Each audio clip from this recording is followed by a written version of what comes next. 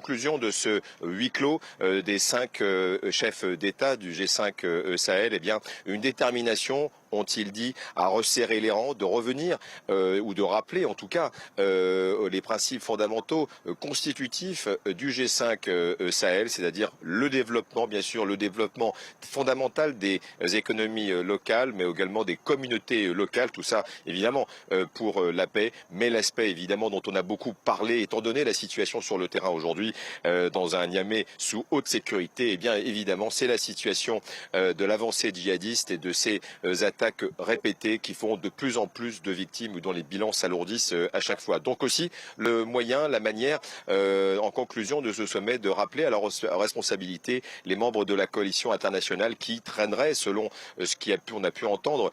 dans les couloirs de ce sommet, eh bien les responsabilités. La Libye, responsable de cet grand éclatement et cette dérive djihadiste à travers les frontières, et de l'appel d'une organisation internationale, l'article 7 du Conseil de sécurité de l'ONU, qui autoriserait, comme ça a été fait, ce que disent les diplomates ici au Niger, dans d'autres pays, pourquoi pas chez nous, eh bien l'intervention d'une coalition internationale pour lutter de ce qu'ils appellent un problème global, qui ne se limite pas aux 5 pays du Sahel. C'est un peu la conclusion, resserrer les rangs sur un plan plus diplomatique et peut-être plus anecdotique à la question que nous avons posée au président du Niger, Issoufou, si l'incident avec le président français Emmanuel Macron, qui avait appelé ou convoqué, selon l'interprétation ici, un sommet du G5 Sahel à Pau, qui avait été assez mal vécu, on le sait,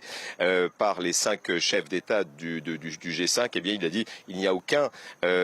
incident à clore puisqu'il n'y a pas eu d'incident. Espérons que le message passera. C'est ainsi que s'achève ce 4e sommet du G5 Sahel ici à Niamey.